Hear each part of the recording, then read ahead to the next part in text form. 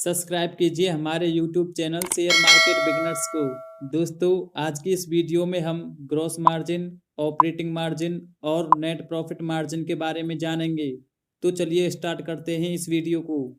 Gross margin. दोस्तों, gross margin वह amount होता है जो किसी कंपनी द्वारा बेची जाने वाली गुड्स या सर्विसेज के प्रोडक्शन या परचेजिंग की सभी डायरेक्ट कॉस्ट को घटाने के बाद प्राप्त होती है। चलिए इसे समझने का प्रयास करते हैं। दोस्तों, आप स्क्रीन पर नवीन फ्लोरिन कंपनी की एनुअल रिपोर्ट को देख सकते हो, जिसमें रेवेन्यू 1492 करोड़ रुपीज और कॉस्ट ऑफ गुड्स सोल्ड लगभग 650 करोड़ रुपीज दे रखे हैं। दोस्तों, ग्रॉस मार्जिन निकालने का फॉर्मूला होता है revenue minus cost of goods sold divided by revenue.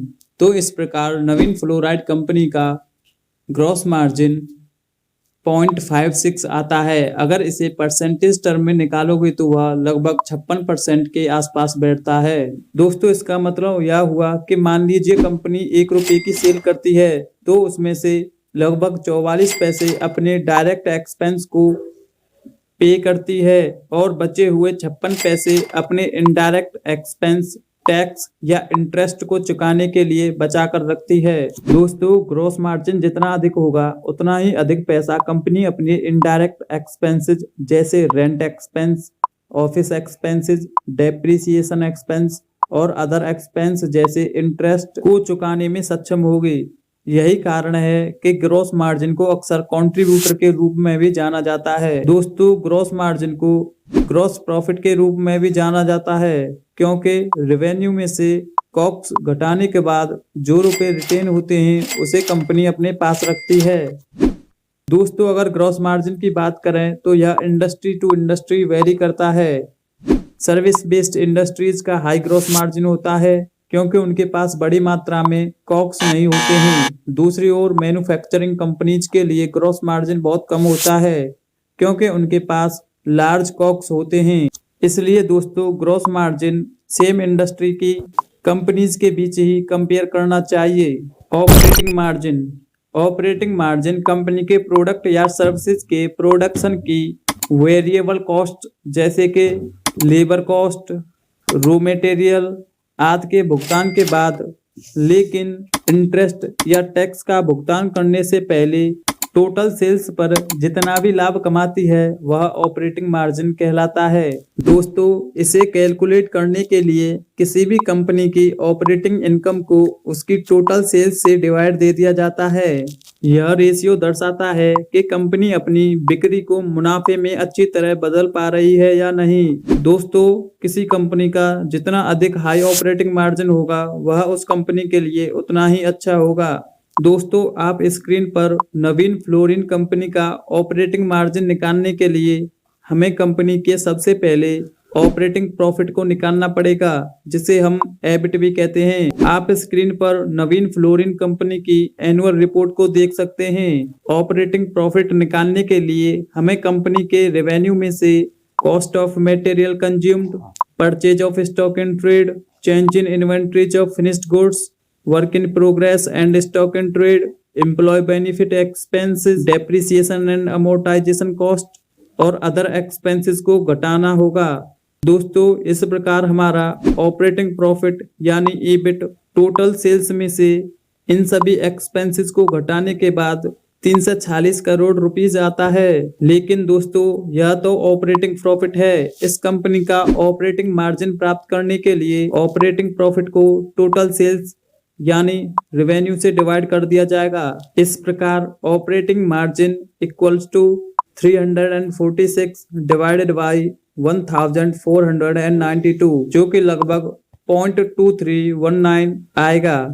इसे परसेंटेज टर्म में निकालने के लिए हमें 100 से मल्टीप्लाई करना होगा। तो इस प्रकार हमारा ऑपरेटिंग मार्जिन 23.19% बैठता है। दोस्तों, इसका अर्थ यह हुआ कि कोई कंपनी अपने कुल रेवेन्यू के संबंध में अपने कोर बिजनेस से कितना लाभ कमा पा रही है। यह 23.19% यह दर्शाता है कि कंपनी के पास इंटरेस्ट और टैक्स को चुकाने से पहले कितना प्रॉफिट आता है। दोस्तों, यह दर्शाता है कि कंपनी का मैनेजमेंट रेवेन्यू को प्रॉफिट में कन्वर्ट करने के लिए कितना एफिशिएंट है। यह नॉन ऑपरेटिंग कॉस्ट जैसे कि इंटरेस्ट का भुगतान करने को कवर करने के लिए उपलब्ध रेवेन्यू के रेशियो को भी दर्शाता है। यही कारण है कि निवेशक और ऋणदाता इस पर पूरा ध्यान देते हैं। दोस्तों, ऑपरेटिंग मार्जिन को कभी कभार रिटर्न ऑन सेल्स भी कहा जाता है। दोस्तों, हाईली वेरिएबल ऑपरेटिंग मार्जिन्स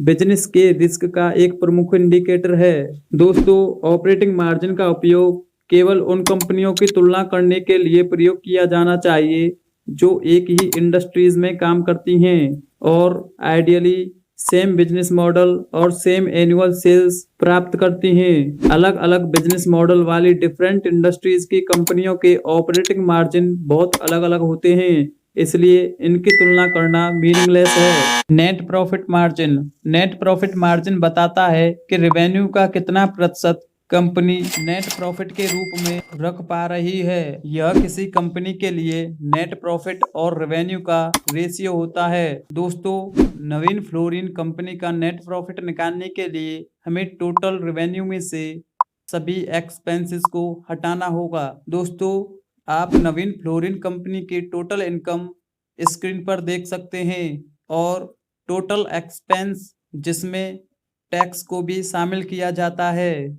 इस प्रकार टोटल इनकम में से टोटल एक्सपेंसेस को हटाने के बाद हमें नेट प्रॉफिट प्राप्त होगा, जो कि इस केस में 263 करोड़ रुपीज आता है। दोस्तों, इस कंपनी का नेट प्रॉफिट मार्जिन निकालने के लिए अब इस नेट प्रॉफिट को रेवेन्यू से डिवाइड कर दिया जाएगा, जो कि 0.176 आता है। अगर इसे परसेंटेज टर्म में देखें तो यह 17.6% आता है। दोस्तों, इसका मतलब यह हुआ कि कंपनी 1 रुपये में से लगभग 18 रुपये अपने पास प्रॉफिट के रूप में बचा पा रही है। दोस्तों, नेट प्रॉफिट मार्जिन कंपनी की फाइनेंशियल हेल्थ का एक इम्पोर्टेंट मैट्रिक्स है। कंपनी के नेट प्रॉफिट मार्जिन की बढ़ोतरी और कमी को ट्रैक करके आप यह आकलन कर सकते हैं कि क्या कंपनी की मौजूदा प्रैक्टिसेस काम कर रही हैं, और इस प्रकार आप रेवेन्यू के आधार पर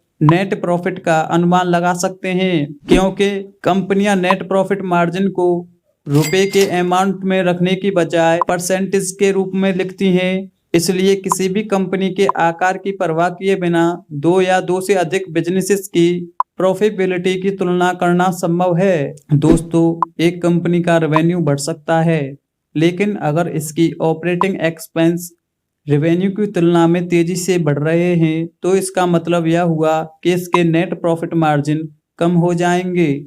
दोस्तों, मुख्य रूप से निवेशक नेट प्रॉफिट मार्जिन को बढ़ते देखना ही पसंद करते हैं। कंपनियां जो समय के साथ साथ अपने नेट प्रॉफिट मार्जिन को बढ़ाती हैं, उन्हें आमतौर पर शेयर प्राइस की ग्रोथ के साथ रिवार्ड किया जाता है, क्योंकि शेयर प्राइस की ग्रोथ आमतौर पर अर्निंग्स ग्रोथ के साथ हाईली कोरिलेटेड होती है। दोस्तों, जिस कंपनी का नेट प्रॉफिट मार्जिन जितना अधिक होगा वह उस कंपनी के लिए उतना ही बढ़िया होगा। दोस्तों, हमने इस वीडियो में ग्रॉस मार्जिन, ऑपरेटिंग मार्जिन और नेट प्रॉफिट मार्जिन के बारे में बताया है। अगर दोस्तों आपको ये वीडियो पसंद आई हो तो इस वीडियो को लाइक और हमारे इस चैनल को सब्सक्राइब करना ना भूलें।